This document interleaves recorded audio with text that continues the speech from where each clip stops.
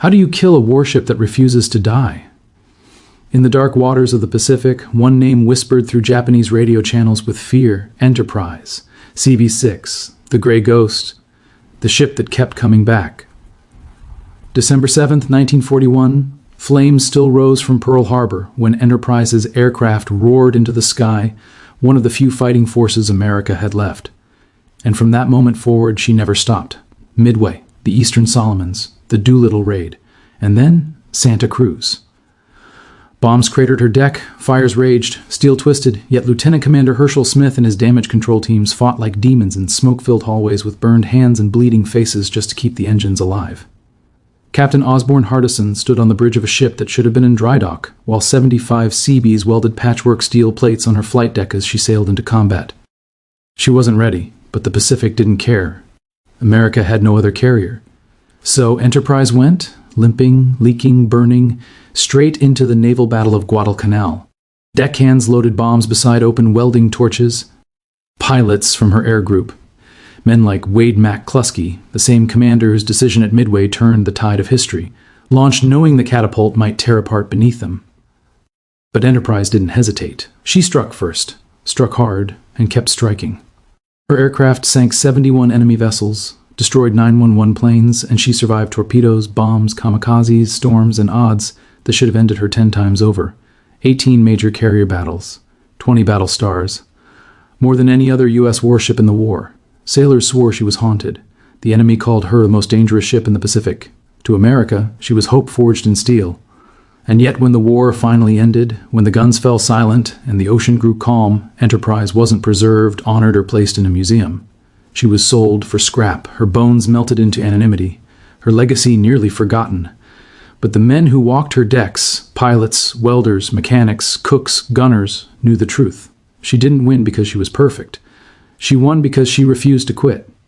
The Pacific is filled with rusting ships and silent wrecks, but somewhere beneath the waves, if you listen close, you can still hear the heartbeat of the Gray Ghost, the ship that outfought disaster, outran death, and helped save a world. Autumn, 1942, the Pacific Ocean was not just water and sky, it was a battleground stretched across thousands of miles, a place where empires collided and survival came at a brutal cost. The United States Navy was bleeding. In the wake of Pearl Harbor and the early battles of the war, American forces had lost carrier after carrier, and those that remained were battered, exhausted, and pushed to their limits. The fate of the Pacific, not just a battlefield but an entire front of civilization, hung by a thread thinner than steel. Japanese forces were advancing with terrifying momentum, their naval power reaching deep across the ocean like a blade pointed at Australia, Hawaii, and eventually the American homeland. And in this fragile, desperate moment stood one ship, U.S. Enterprise, hull number CV-6. She was never meant to carry the weight of a nation alone, but circumstance made her the last operational American aircraft carrier in the Pacific. A damaged warship held together by grit, determination, and men who refused to accept defeat. On her decks were names that history nearly forgot: Lieutenant Commander Herschel Smith, the calm but relentless leader of her damage control teams who fought flames, flooding, and collapsing steel with little more than hoses, welding torches, and unwavering resolve. Captain Osborne Hardison, the man commanding Enterprise not from the comfort of a secured harbor, but in open water while engineers welded steel patches directly beneath aircraft taking off for combat. And McClusky, the pilot whose gut instinct over Midway changed not only the outcome of a single battle, but the trajectory of the entire war, even now leading Enterprise aviators into skies thick with enemy fighters. Around them worked men whose names never made textbooks: Seabees, gunners, mechanics, signalmen, cooks, ordinary Americans who suddenly found themselves holding the line against an empire. These sailors weren't fighting for glory or headlines. They were fighting because if they didn't, no one else could.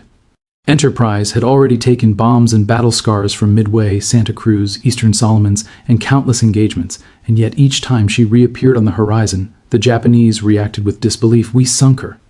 She should be gone. But she wasn't. Radio intercepts suggested, "Fear, the ghost is back. The Gray Ghost, the ship that refused to die."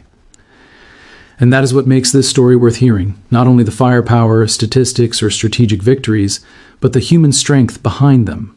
This isn't just the story of a warship, it is the story of a beating heart made of steel and sweat, a symbol of resilience when defeat seemed inevitable. Enterprise represents what war cannot measure: willpower, Every battle she entered was a reminder that sometimes history turns not because of overwhelming strength, but because of stubborn survival. She earned more battle stars than any American warship in the Second World War. She sailed through 18 major carrier battles, she launched aircraft that destroyed 911 enemy planes, and helped sink 71 ships. And yet, despite being the backbone of the Pacific War, despite saving fleets, islands, and futures, she was forgotten after victory, scrapped, silenced, erased from sight, but never from the legacy carried by those who lived because she kept fighting. Today, her name echoes not as metal but as memory, a promise that even when hope seems small, when odds feel impossible, when the world tries to bury you under fire, you push forward. Because sometimes survival is victory. This is not just a story of a ship, it's a story of courage, sacrifice, ingenuity, and the quiet determination of thousands who never expected to become heroes, but did. This is the story of the USS Enterprise. Before the fall of 1942, the Pacific War had already become a merciless struggle for control, momentum, and survival. The United States Navy was still reeling from Pearl Harbor, an attack that shattered battleships, destroyed aircraft, and left the Pacific Fleet stunned. The early months that followed were brutal. The loss of the USS Lexington, the crippling of the USS Yorktown after Midway, and the damage sustained by other precious carriers left American naval power hanging by a thread. The Japanese Empire, confident and relentless, pushed forward with astonishing coordination, capturing vast territory and expanding their defensive perimeter across the Pacific. To the Japanese High Command, their strategy was simple: crush America's ability to project naval air power, and the Pacific would belong to Japan. If carriers were the queens of the ocean, then eliminating them meant eliminating the United States' ability to fight. And slowly, one by one, that strategy began to work. By late October 1942, the situation was dire. The United States had only one fully functional fleet carrier left in the Pacific, USS Enterprise. She wasn't just a ship, she was the last card in the deck. Yet even she was far from whole. The battles she had endured at Midway, the Eastern Solomons, and Santa Cruz had left her scarred and battered. Bombs had smashed her flight deck, explosions had ripped through her machinery, and shrapnel scars now decorated her steel. Many believed she should have been sent home for months of repairs. But time wasn't a luxury the United States possessed. Guadalcanal, an island few Americans had heard of before the war, now held the fate of the Pacific balance. On that small strip of land, Marines clung to Henderson Field, a runway barely long enough to operate fighters but critical enough to change the entire direction of the war. The Japanese wanted it, needed it, and were sending everything in their arsenal, destroyers, cruisers, battleships, and air squadrons, to wipe out the Americans defending the island. If Henderson Field fell, American aircraft would no longer be able to threaten the Japanese supply lines, and if the Japanese secured Guadalcanal, Australia would be cut off, and the Pacific War might spiral into unwinnable territory. So in the calm before the storm, Enterprise sailed, not whole, not prepared, but necessary. Welding torches sparked across her flight deck even as aircraft were fueled beside them. Seabees, construction men, not sailors, worked without rest, repairing the ship as the ocean shifted beneath their boots. Many had never expected to weld under gunfire or within range of an enemy fleet, but this ship demanded it. Below decks, Lieutenant Commander Herschel Smith, the quiet mastermind of Enterprise damage control teams, studied the maps of the ship like a surgeon studying anatomy. He knew every bulkhead, every vulnerable gap, every pipe that carried the lifeblood of the carrier: fuel, power, water. His men trusted him implicitly. They had fought fires waist-deep in smoke, patched steel in corridors so hot the air shimmered, and saved the ship from sinking more than once. On the bridge, Captain Osborne Hardison stood tall and unsmiling. He knew the burden he carried. If Enterprise failed, the Pacific might fall with her. His decisions would decide whether hundreds lived or thousands died. Every order was weighed not just against tactics, but survival. And high above the decks, in the hangars and ready rooms, pilots paced, rehearsing missions they might not return from. Among them was Wade McClusky, a man whose instinct at Midway had guided him to the Japanese carriers and changed the course of the war. His aircraft, dauntless dive bombers, Wildcats, Avengers, were patched with tape, reinforced with fresh metal, some still bearing scars from previous battles.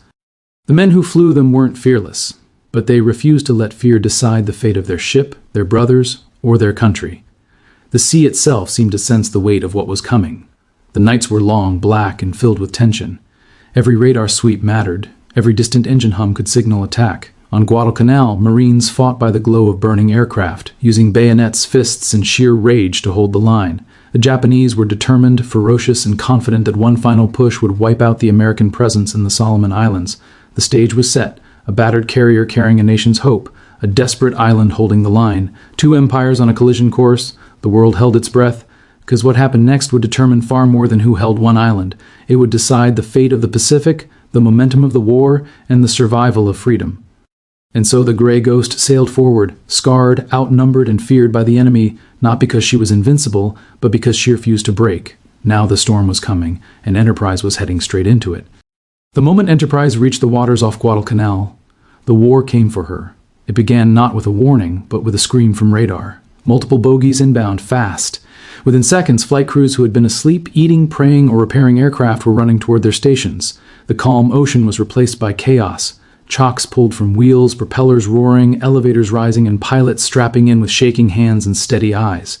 The first wave of Japanese bombers appeared like dark shapes against the sky, escorted by fighters hungry for a kill. Sirens wailed across Enterprise general quarters. All hands, man your battle stations. Her gun batteries awakened, filling the sky with fire.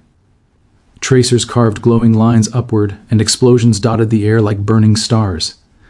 The enemy came in low, fast, disciplined, trained to eliminate the last American carrier standing. The first dive bombers rolled into steep descents, engines howling as they dove straight toward the flight deck. One pilot later said it felt as though the sky itself was falling. Bombs dropped, massive shapes whistling before smashing toward the ship. The first explosion hit close, spraying seawater and steel fragments across the deck. Damage control teams sprinted through smoke and fire, sealing ruptures, dragging hoses, and shielding flames from ammunition stores. Herschel Smith, calm despite hell unfolding around him, shouted commands through thick smoke, "Keep the pumps alive! Seal that bulkhead! Nobody gives up this ship!" But the enemy wasn't finished. More waves came, torpedo bombers now, skimming dangerously low over the waves. If even one torpedo struck midship, Enterprise could break apart. Captain Hardison tracked them from the bridge, and with a voice steady enough to calm panic itself, gave the order, hard to port. All ahead flank. The great carrier heeled sharply, massive yet nimble, turning just enough for torpedoes to miss by yards. Pilots launched in the middle of the attack, taking off through smoke and explosions. One Wildcat fighter barely cleared the patched section of the deck before climbing into the storm of enemy aircraft. Wade McClusky led the counterstrike, calling across the radio, "Enterprise pilots, on me. Let's clean the skies." The dogfights above Guadalcanal were vicious. Machine gun fire stitched across wings. Planes burst into flame. Some pilots bailed out. Others rode their burning aircraft into the sea because there was no time, no altitude, no chance. On the surface, Enterprise fought not only the enemy, but time, fire, and exhaustion. A bomb eventually struck. The deck shook like a living thing in agony. A fireball ripped through compartments, throwing men across steel floors. For a moment, just a heartbeat, Enterprise faltered. The smoke rolled through the passageways. Some believed she might finally break. But not Smith. Not Hardison. Not the crew who had welded her back to life with their own bleeding hands. Fire teams forward flood the magazines before. They ignite. Men ran toward flames rather than away from them. Sparks flew. Steel screamed. Yet the fires died slowly, painfully, but completely.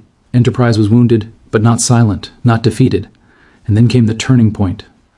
McClusky and the air group located a formation of Japanese ships advancing toward Guadalcanal, preparing the final blow to wipe out the Marines holding the island. With fuel low and ammunition limited, McClusky made the decision that echoed Midway. He attacked. Dauntless dive bombers folded into vertical dives, engines screaming as wind tore at their wings. Bombs released, accurate, merciless, slamming into destroyers, cruisers, and transports. Japanese decks erupted. Columns of smoke rose. The attack broke the assault. Enemy forces retreated, not because they lacked ships, but because they no longer held momentum. As Enterprise recovered her planes, the ocean felt different. Still dangerous, still uncertain, but shifted. The Gray Ghost had endured and struck back. One pilot, limping back with fuel nearly gone, said quietly over the radio, "Enterprise, tell them we're coming home." And against all odds, she was still afloat. Still fighting. Still the most dangerous warship in the Pacific. When the guns finally fell silent and the smoke drifted away across the waves, the men aboard USS Enterprise stood in a strange stillness, a quiet so sharp it felt unnatural after hours of chaos. The deck was blackened and scarred, littered with singed metal, torn fuel lines, and fragments of aircraft. Some planes sat ruined, burned to skeleton frames. Others, those that had somehow made it home, rested crooked on the patched flight deck, smelling of salt, oil, and survival. Medics moved carefully, stepping over hoses and bullet holes, searching for the injured, checking for signs of life among those who hadn't moved since the explosions. Some sailors wept openly, others stared blankly into the fading light.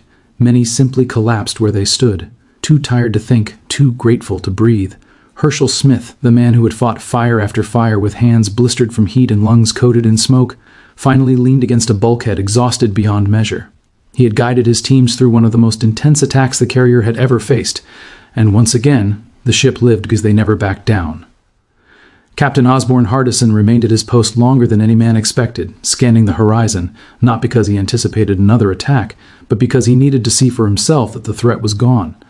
Only after confirming Enterprise was safe did he allow himself a breath, the kind released only after surviving what should have killed you. And hundreds of miles away, on Guadalcanal, Marines listened to the fading roar of Enterprise aircraft returning to the ship. They didn't see the flames that nearly consumed her or the torpedoes that barely missed, but they felt the impact. Enterprise's presence had meant the difference between life and death.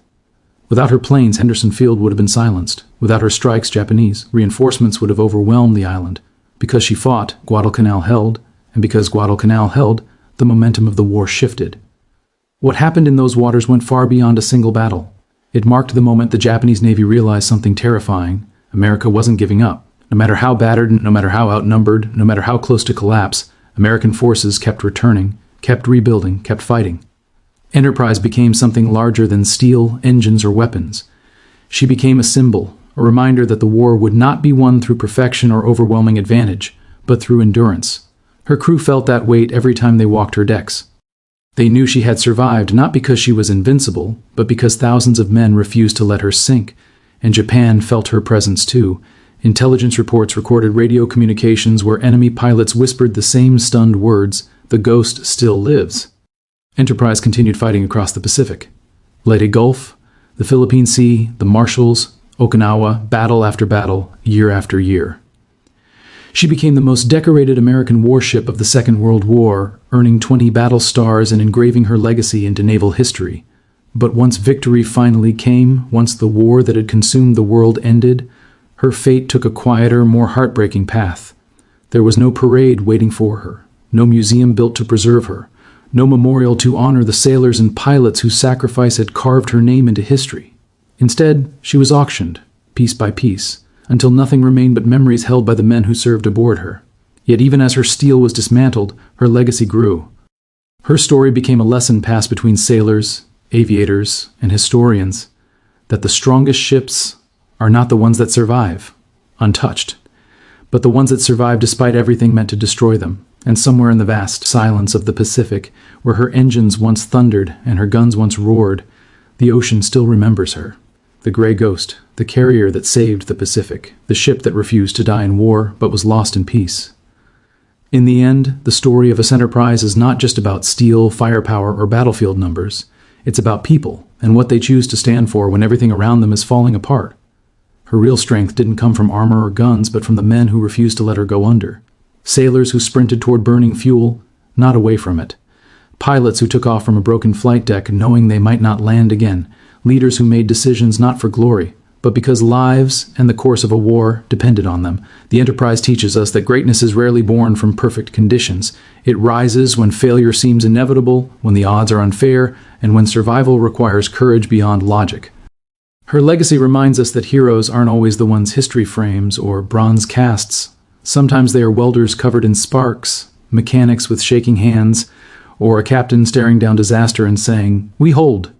The Enterprise may have been scrapped, her metal melted and scattered into anonymity, but her lesson endures. Resilience can change the course of history. A single ship, damaged, outnumbered, and written off, helped turn the tide of the largest ocean war humanity has ever seen, not because she was the strongest, but because she refused to stop fighting. And maybe that's the message we're meant to walk away with, not just for war, but for life. Sometimes the world will count you out. Sometimes the weight you carry will feel too heavy. Sometimes you will stand alone against something larger than yourself. But if you refuse to quit, if you hold the line even when you're afraid, you may become something no enemy, no doubt, no circumstance can defeat. The Grey Ghost is gone, but her spirit remains, carried in every ship that sails, every pilot who launches, every generation that learns what courage truly means. So now, after hearing her story, ask yourself, when the world grows dark, when fear rises, when giving up feels easier, will you break or will you endure? Because sometimes survival is victory. This is the legacy of the USS Enterprise. In the end, the USS Enterprise stood not as the biggest ship, or the fastest, or the most advanced, but as the one that simply never surrendered. Through Midway, Guadalcanal, the Philippine Sea, Okinawa, and beyond, she fought when she was wounded, sailed when she should have sunk, and carried a burden no single warship was ever meant to bear. Her planes saved islands, her guns shielded fleets, and her presence turned fear into hope. The Japanese tried again and again to destroy her, yet every time she vanished into smoke, she returned, relentless, defiant, alive. She became the most decorated American warship of the war, a symbol of grit, sacrifice, and unwavering resolve. And though she did not survive peacetime, her legacy outlived steel. Because the Enterprise proved one truth: sometimes the greatest victories belong not to the strongest, but to the ones who refuse to fall. The Pacific changed, the war turned, and history moved forward. Because one battered carrier chose to keep fighting, and in that choice, the Grey Ghost became immortal.